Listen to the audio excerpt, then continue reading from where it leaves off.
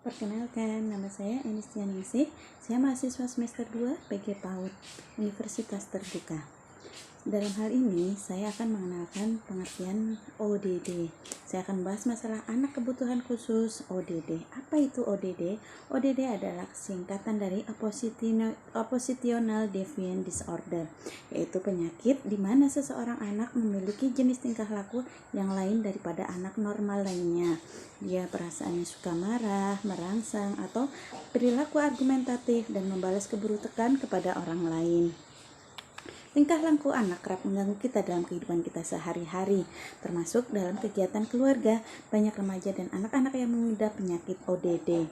Pada umumnya, anak mulai mengembangkan keinginan untuk autonomi atau independence pada usia 2-3 tahun.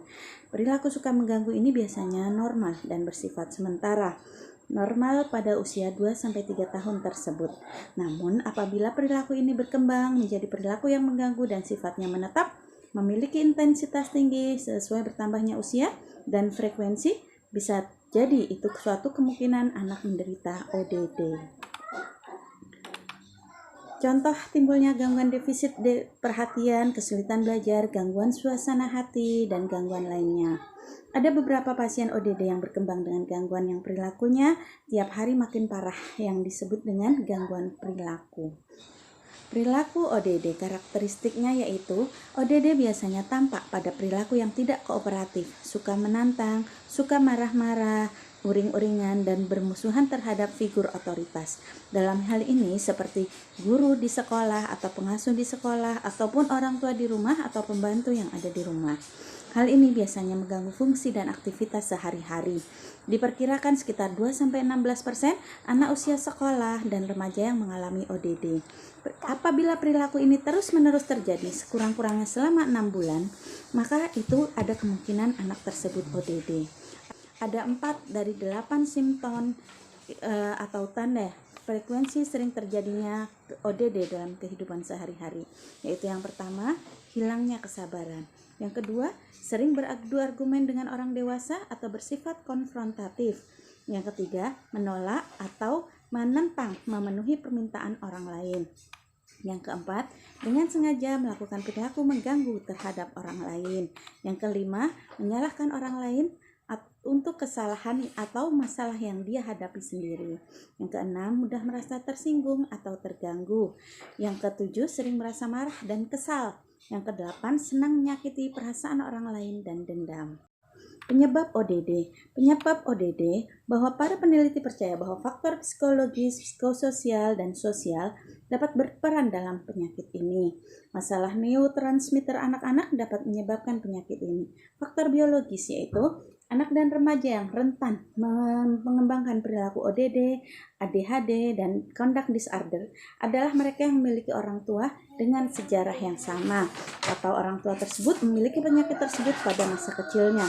Sementara dari aspek neurologis ada beberapa faktor yang ditengarai akibat adanya ketidakseimbangan kimia dalam otak dan juga ada kerusakan otak yang mengatur penalaran, penilaian, dan pengontrolan impuls.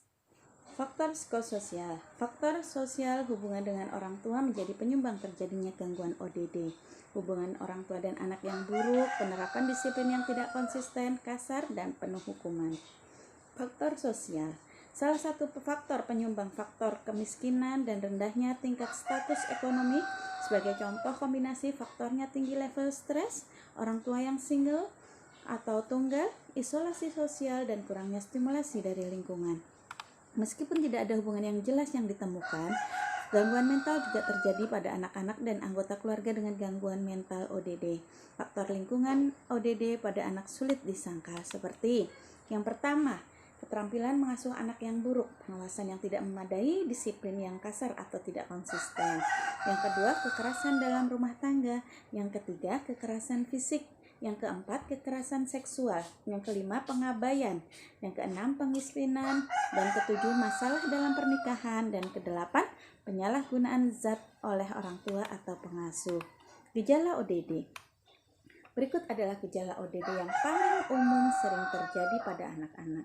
Yang pertama, memiliki sedikit rasa percaya diri. Yang kedua, sering marah, kesal, dan mengamuk. Yang ketiga, menyalahkan orang lain atas kesalahan dirinya sendiri. Biasanya kalau dia melakukan kesalahan, dia tidak mengaku dan akan melemparkan kesalahan tersebut kepada orang lain atau benda yang terdekat. Yang keempat, menolak mengikuti peraturan. Apabila disuruh orang tua atau guru, dia akan sangat menentang atau pura-pura tidak mendengar atau tidak melaksanakan perintah tersebut. Yang kelima, bertentangan dengan orang tua. Yang keenam, sering frustasi. Yang ketujuh, menyalahkan orang lain atau peristiwa atau tindakan buruk. Yang kedelapan, dendam. Yang kesembilan, sering berkata-kata jelek atau buruk. Yang kesepuluh, sengaja mengganggu atau membuat orang lain marah. Faktor risiko ODD, anak yang memiliki temperamen tinggi, regulasi emosional yang buruk, reaktivitas sifat yang keras kepala, dan toleransi yang buruk terhadap frustasi dapat berkontribusi. Yang kedua, anak-anak mengalami kekerasan atau pengabaian, disiplin yang ketat, dan minimnya perhatian orang tua terhadap anak. Yang ketiga, anak hidup dengan orang tua yang bertentangan dengan orang tua dengan gangguan mental atau penyalahgunaan zat. Komplikasi ODD, anak-anak dan remaja yang mengalami gangguan ODD umumnya kesulitan menemukan teman dan masalah dengan orang tua dan saudara kandung di rumah atau di sekolah atau di lembaga dan lainnya. Masalah yang mungkin timbul akibat ODD yaitu yang pertama, perilaku antisosial. Yang kedua, hasil belajar sekolah menurun. Yang ketiga, intervensi dalam mengendalikan keinginan. Dia harus memiliki sesuatu, harus dia punyai. Kalau tidak, dia akan mengamuk atau marah. Yang keempat, kecenderungan menggunakan zat berbahaya. Yang kelima, apabila dalam kasus komplikasi ODD yang sudah sangat parah, maka anak tersebut cenderung depresi dan akan bunuh diri apabila keinginannya tidak dipenuhi. Bagaimana cara pengobatan ODD? Pengobatan ODD mencakup hal obat alami yang umumnya memerlukan obat dan program dari dokter. Pertama, teknik metode penanganan strategi gangguan perilaku ODD, yaitu yang pertama, program training keterampilan kognitif, program training manajemen perilaku orang tua. Yang ketiga, program training keterampilan sosial. Yang keempat, penanganan medis dan obat-obatan. Pihak yang terkait dalam masalah ODD di sini yaitu orang tua, psikolog, anak, dan terapis, dan juga guru di sekolah. Kedua, pelatihan kesehatan pengasuhan yang mengurangi beban keluarga mengendalikan perilaku anak. Psikoterapi individu agar mengurangi sifat marah. Terapi untuk memperkuat hubungan komunikasi antara semua orang secara langsung yang peduli dengan pasien. Pelatihan pemecahan kognitif berguna untuk meminimalisir kesalahan. Yang keenam, kursus sosial yang berguna untuk menjunjung tinggi nilai-nilai sosial dan budaya kepada anak. Belum ada pengobatan yang dikhususkan. Obat-obatan tersebut umumnya untuk menghilangkan gejala masalah kesehatan seperti depresi. Pencegahan ODD. Berbagai tindakan dapat dilakukan di rumah agar terhadap dan mengurangi oposisi terhadap strategi ini. Mengenali dan memuji perilaku positif pada pasien. Kamu pinter anak ini hari ini. Boleh ya, tidak marah, tidak boleh nakal. Kalau berteman dengan cara baik, kalau salah meminta maaf. Itu adalah ucapan-ucapan positif yang akan ditujukan kepada pasien atau kepada anak-anak usia dini di sekolah. Berikan pengarahan yang efektif dan jelas. Menyiapkan kegiatan yaitu dengan cara pengembangan program harian yang koheren untuk mereka. Jadi stimulasi program harian yang di sekolah tidak monoton itu-itu saja. Karena apabila anak ODD akan mengalami program yang sama untuk setiap harinya, dia akan merasa bosan, jenuh, dan kemudian dia akan mengamuk karena dia tidak suka dengan hal yang rutinitas. Pencegahan ODD. Berbagai tindakan dapat dilakukan di rumah agar terhindar dan mengurangi oposisi terhadap strategi ini. Mengenali dan memuji perilaku positif pada anak, juga berikan pengarahan yang efektif dan jelas. Misalnya anak berbuat baik di sekolah, tidak nakal hari ini, maka kita memuji langsung di depan anak tersebut. Wah, kamu pintar ya hari ini, sudah duduk dengan manis, bisa dikembangkan lagi besok, bisa ditingkatkan lagi dengan cara yang sama, dan menyiapkan kegiatan yaitu cara pengembangan program harian yang koheren untuk mereka. Jadi program harian yang dirancang untuk anak yang menderita ODD di sekolah harus stimulatif dan bervariasi. Apabila seorang anak yang mengalami ODD akan melakukan kegiatan rutinitas di sekolah, maka dia akan merasa bosan dan lama-kelamaan dia akan mengamuk lagi.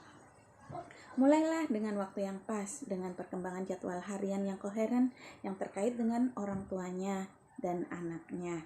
Kerjalah dengan mitra atau menyewa babysitter di rumah apabila untuk orang tua yang menghadapi anak usia dini yang mengalami ODD di rumah. Mempermudah prosedur pelatih anak yang sesuai aturan dan mendefinisikan kegiatan keluarga yang dilakukan oleh anak. Diagnosis ODD. Untuk menentukan apakah seseorang memiliki perilaku pemberontak yang berlawanan, profesional psikiatrik melakukan penilaian psikologis yang komprehensif. ODD sering terjadi bersama dengan masalah perilaku atau kesehatan mental lainnya. Membuat gejala ODD sulit dibedakan dari yang terkait dengan masalah lain. Penilaian anak mencakup penilaian termasuk kesehatan umum, frekuensi dan intensitas pelaku, emosi dan perilaku dalam konteks hubungan yang berbeda, situasi dan interaksi keluarga, strategi yang telah dicoba untuk menangani masalah perilaku, adanya gangguan mental dan pengajaran atau yang lainnya. Kapan harus berkonsultasi? Nah, sebagai orang tua atau guru di sekolah, kita harus memperhatikan kesehatan pada anak didik kita. Jika mengalami gejala penyakit tersebut atau mengganggu kegiatan mereka sehari-hari di sekolah, maka kita sebagai guru harus berkonsultasi dengan orang tua terlebih dahulu. Kemudian mengajak orang tua bersama-sama untuk berkonsultasi dengan dokter untuk menemukan tips yang jelas. Pada penanganan yang lebih lanjut, anak dapat diarahkan untuk ke psikiater untuk berjanji dengan petugas medis untuk mengatur program apa yang bisa dilakukan untuk menetralisir rasa ODD dalam anak.